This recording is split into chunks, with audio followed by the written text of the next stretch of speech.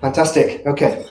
I've really enjoyed listening to people and talking to people about the blueprints and the challenges and the issues with actually trying to bring things out of your head and out of the spirit realm down into an earthly outworking of some kind of plan. Now, there's some amazing ideas and amazing things around the room that people are working on. So I'm really encouraged by that.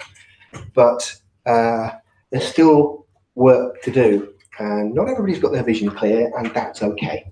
All right. The main thing is just keep communing with God, and then keep in relationship, keep asking, keep testing, and things will become clearer and clearer. Okay. So let's just do this little session on how far can you go? Why am I asking that question? I'm asking that question because when you look at some of these blueprints, they are massive, right? Some of the visions that people have are huge. And some people don't just make do with one, they have several. The question is, how far can you go, particularly if you're trying to go it alone? Yeah? How far can you go? Not very far, really. Who's heard of that wonderful Christian thing called burnout? Yeah? How many of us have seen, or maybe even experienced in the past, burnout? Or we've got fired up about something, we've got stuck into it, we've given it our absolute all, and eventually we go beyond where God wants us to go. We go beyond the resources that we have and end up in a place of we are wiped out. Yeah. That's not the new model, people. Okay? I am not suggesting that you do that, no matter how big your blueprint is. Okay, so the question is, how far can you go?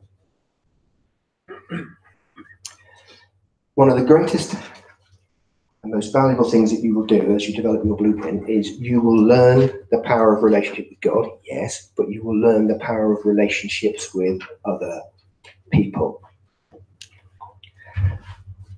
Build teams. Build teams. One of the things you have to get good at is building teams, whether it's government teams, whether it's staff teams or volunteer teams, whatever kind of teams they are, you need to be good at building teams. Your blueprint helps to share your story, but you as people need to work with people. You've got to build teams. If you try to do it on your own, it will not achieve fullness of the blueprint. You will fail. You'll get disappointed. You'll get disillusioned. You can't do that. Relationships are the foundation of every godly blueprint. Take that away. Remember that whenever you're doing a blueprint, if you think you don't need anybody else, you're just going to carry on, review that position. Here's a clue. Father, Son, and Spirit. God's a team. How cool is that? Right? We have to do the same thing. How do you relate to people? How do you relate to people? Are you good with people? Some people are going, yes, of course. Others are not so sure. Yeah. One of the problems that old style church, if I could call it that, has is it wants us to conform to a system, right? It likes us to be a certain kind of Christian. No, everyone is free to be. Everyone is free to be who they are. Okay. The kind of blueprints and models you are building should feed everybody's why. So the people you work with, the people that join you on your way, should know why they are there. Yeah. The team should have a sense of being on a journey together. Belonging is really important.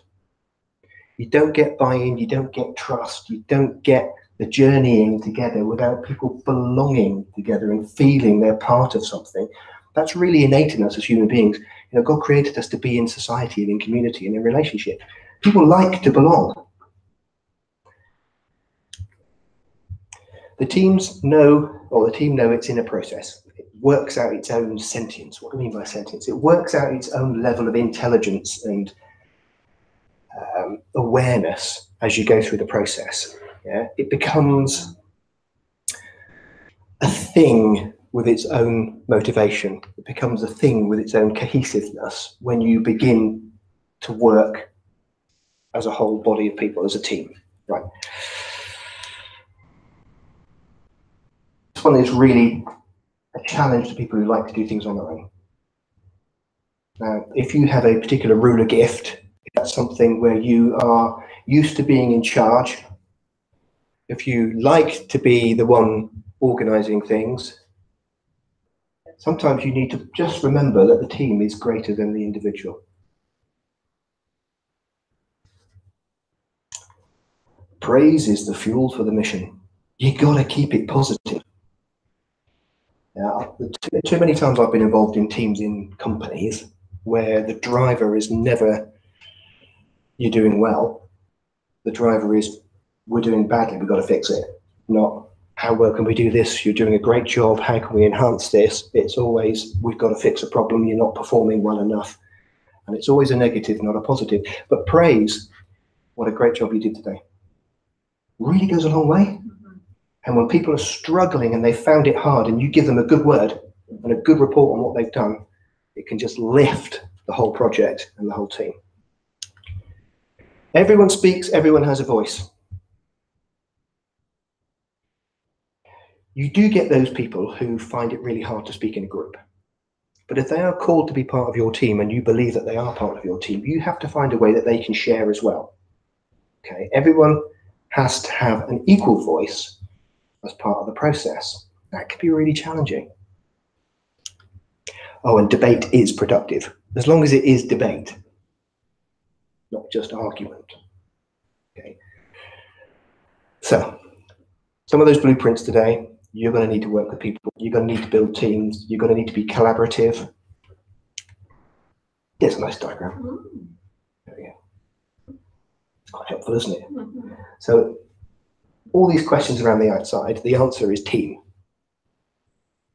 Where are we now? Well, the team can help you find that. Where are we going? The team can help you find that. How will we get there? The team can help you find that. What's expected of us? Well, you can decide that amongst your team. Yeah. What support do we have? Well, you've got each other. It's the team. How effective are you? Well, let's look at it as a team. What recognition do we get? Wow. Sorry, that's the typo. What recognition do we get? We can decide that as a team. Who are we? We are a team. Great, yeah. Anybody think that we'd invented this, but we didn't really, because what did Jesus do? He put together a team. Okay. Who's this?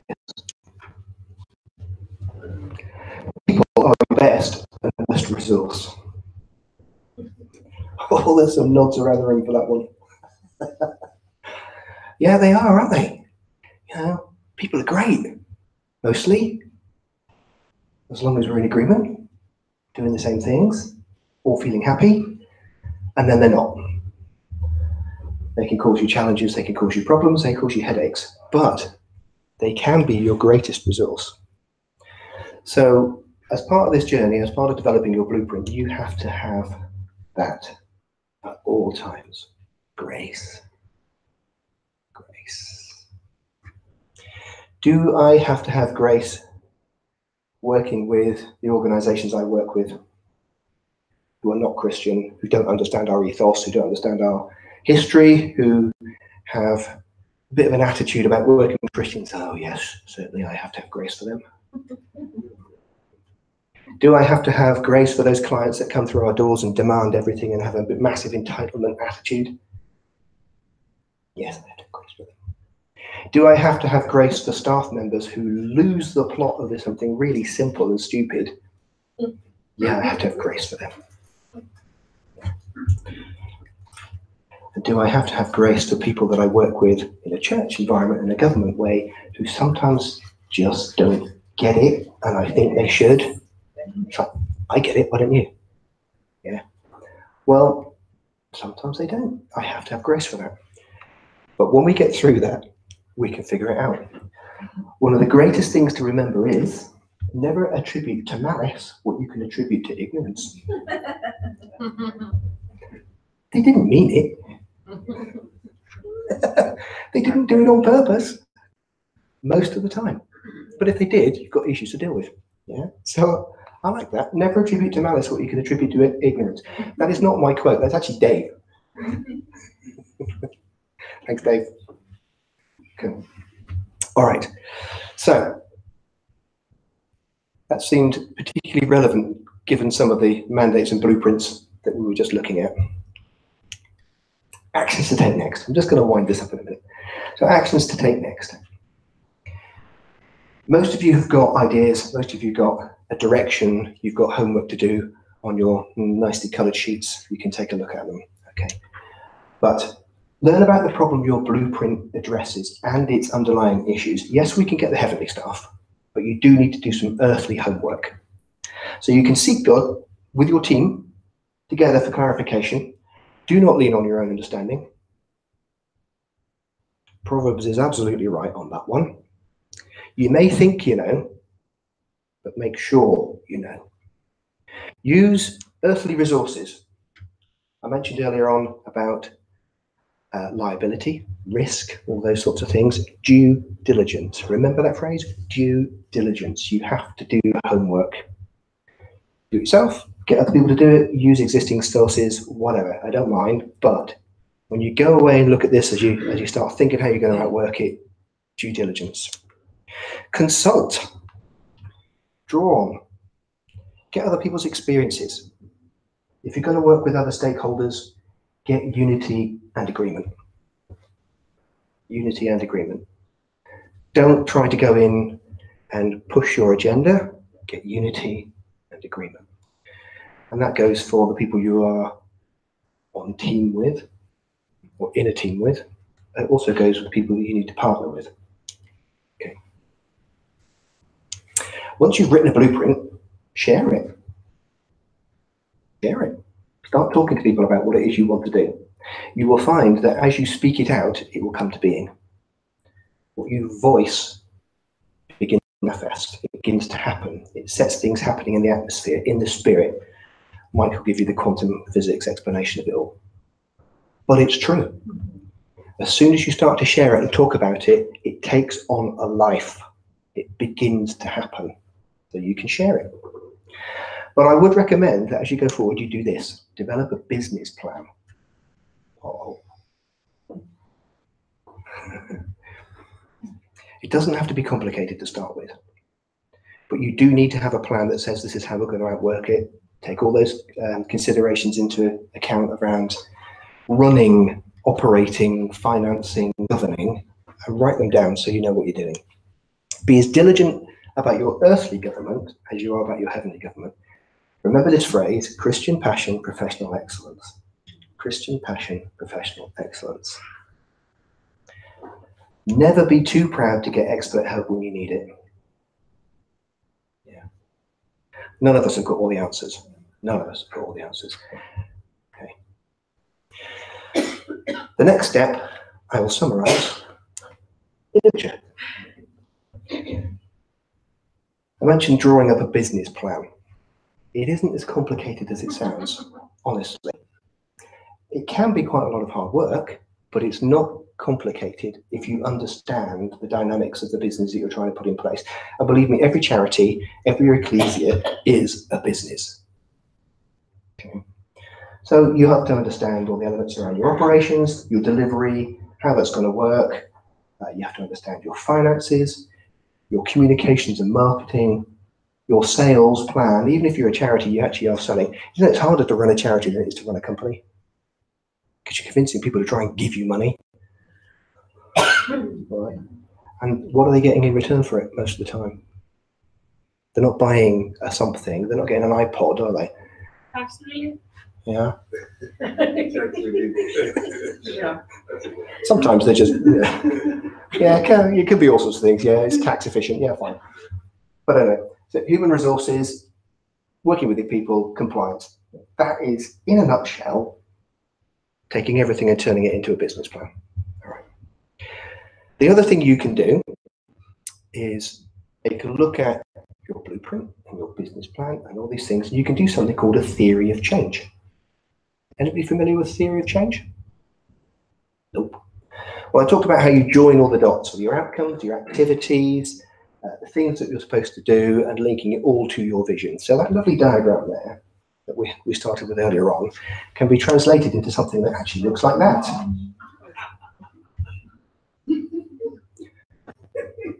What? Let me walk you through it. Does it look really complicated? No, it says the man who understands process. Yeah? Okay. Let's take a look at it. So, on that far right-hand side, there's aims. Aims, another word for aims. Vision, mission. Yeah? Vision and mission. Aims. Transforming lives by eradicating the causes and effects of homelessness and poverty. What does that apply to? Well, this actually is for this place. It's for this project that operates in this building. So if somebody says to me, what's your vision, mission? What are your aims? I say, that's it. We transform lives by eradicating the causes and effects of homelessness and poverty. What, all homelessness and all poverty? I would love to think that one day, yes. But I don't know if that's how big the blueprint goes. But I do know that in relation to what we're called to do in our jurisdiction, yes, that is our aim, that is our mission. That's what we're to do. Well, okay, so what kind of outcomes are we looking for when we're working with our client group? So we've got the wider outcomes, things like increasing employability, improving life skills, making people more integrated and connected with their community. There's all sorts of things listed down there. We derived from that mission, from that plan. Yeah. And then we took it down another level and we related it to the people. Yeah. What are the personal, softer things that we want people to get out of interacting with us as an organisation? So these are the personal outcomes. Increased self-esteem, increased self-confidence, respect for self and others. That's a challenge for someone that comes through the door. Right? Increased ambition, aspiration and hope. We want people to feel positive. Yeah. More engaged in meaningful activities, better able to manage their mental and physical health, have greater enjoyment of social activities, and increased resilience and increased autonomy and control over their lives. Yeah. So we start to build all these things backwards. Well, how are you delivering that? Well, that's our activities. These are the things we do. So we've got a box at the top that says skills and employability. Yeah. So we have supported volunteering and work-based opportunities that people can get involved in through the centre here. We have a house cleaning company. So our supported housing, we employ some of our beneficiaries to go and clean those supported houses. It gets them a step back onto the ladder of employment, right? Administration and office-based skills development. We allow people the opportunity to come and work as volunteers on reception or in admin. So they build office-based skills if they're not into cleaning or something else. We've got an eBay selling site. We have a therapeutic community, which is a rehab, and we give people the opportunity who've been through the rehab to go back and volunteer and work with people in addiction, so they can give back into that community. And we've started to build a property maintenance team because we've got 11 or 12 houses now on loose track. Okay. We have something there that says the hub. I talked about this place being a hub with other agencies working here. So our activities in the hub. So this is the top one on there isn't happening yet, but we're going to do it. Professional trauma counselling. I was talking to people here about trauma and the impact of trauma and what God wants to do about releasing trauma. Yeah, that's something we're going to do. We are a multi-agency hub service for drug and alcohol, housing, rough sleepers, and for the probation service. Yeah, that happens here. That's our activities. Our day centre services, we provide a cafe 5 days a week. We give people a 3-course free meal 5 days a week. Yeah. We give away clothing. We have a laundry service. We befriend people. We listen to them. We give them benefits advice. We give them guidance, help and support. Anybody who knows the benefits system in the UK will know that people really do need help navigating that. And the way that the government expects you to interact with it is on a computer, which is tricky when you're homeless. Yeah. We have a recreation space. We put out pool tables. We have table tennis. We have interaction stuff that people can just have a bit of fun and a bit of downtime. We have volunteering opportunities. We have back to work support, job search, CV writing. We've got computers in there. We have access to IT and an internet cafe, and we put computers and laptops out here so people can access their benefits, do their emails, and everything else that they need to do to function in modern life. And that box down says treatment, and that's about our therapeutic community, our rehab. We run a rehab for 13 beds for men in drug and alcohol recovery. It's on a farm, on Exmoor. Makes it hard to run away. But it's a fantastic environment. It's an amazing environment. Most of them have never lived in such a beautiful environment. We are developing therapies like forgiveness therapy. Or we're even looking at complementary therapies. Steady, did Christians just say complementary therapies? Yes, but they're all God-guided, honestly. Right. And the last one on our list is housing. We do supported housing. It's shared accommodation. It says dedicated support for 35 people. This is out of date. We're now at 51. Okay. We've done that in less than 4 years. Why? How? Because God gave us a blueprint. He gave us a mandate. And I grabbed hold of that mandate. And I said, yes, I will be the CEO of that, and I will make it happen. And I've worked with an amazing team of people to make that happen, because I couldn't do all that on my own, could I? No. We impact over 1,000 people a year from our community who are vulnerable, needy, have complex problems in some way, shape or form, because of the blueprint and the mandates that we can run from here, that God gave us. Yeah. So we have the last one, enabling factors. So this is the way we want to work. People's contributions are encouraged and valued. Did I say something about that in Teams? Yeah. We don't treat people like they are problems. We treat them like they are people. We have an atmosphere of trust. We believe relationships are important. We have a non-judgmental environment. We have multiple points of entry to our services. If you touch one of our points of entry, we will feed you to the right place. So we've made sure that everything is integrated. If you contact somebody for housing, but your problem is drugs, we'll refer you to drugs. If you've got a drug problem, but you've got housing needs, we'll take you to housing. If you've got offending behaviour problems, we'll work with probation to get you into housing and deal with your drugs. So whichever point you touch us, we will make sure it's connected to all the others. Yeah. We give unconditional support. We demonstrate the heart and love of God. That's the strapline of freedom. We don't preach or evangelize. We treat everyone with respect and anyone with respect. People have the right to make their own choices. We believe respect is a two-way thing. We take a needs-based approach when we work with people. We won't push anything on them that they don't need, and we will ask them what they do. And we believe that people have the right to access quality support. Just because it's a Christian project doesn't mean it should be second-rate. In fact, absolutely the opposite. Because it's a Christian project, it should be an excellent project. It should be an excellent service delivery. It should be the top, the cream, the pinnacle. And that's what we believe.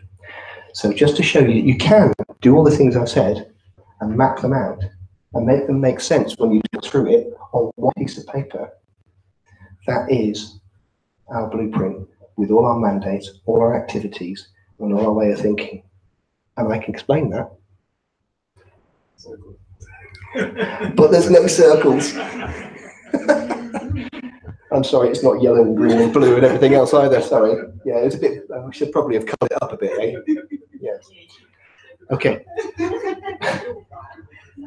I've pretty much come to the end of what I wanted to present through today. If there's any questions that you want me to take right now, do that. But I think other than that, everybody's looking pretty tired. So maybe we'll wrap it up. But if there's anything you want me to answer right now, I'm happy to do that. No, good. I'm just looking at you. Well, a lot of people are going to go to Singapore, China, Canada. How do we reach out maybe for facilitation seminar, maybe online? Do you have that? I have no idea, but it's a really good question. It would be, it's something I think I need to talk to Mike about, how he wants to facilitate this, because what I felt we've done is we've kind of taken the lid off stuff. Yeah. And the problem is when you take a lid off, all the worms come out and go on the floor, don't they? It's like, well, can of worms, nightmare. So I think what we've kind of done is we've begun to, yeah. Is that one of those unintended consequences? No, I don't actually think it is. But I do think that we need to look as a ministry how we can provide greater support and what that would look like. You know, we've had a really steep learning curve in terms of getting things out to the public.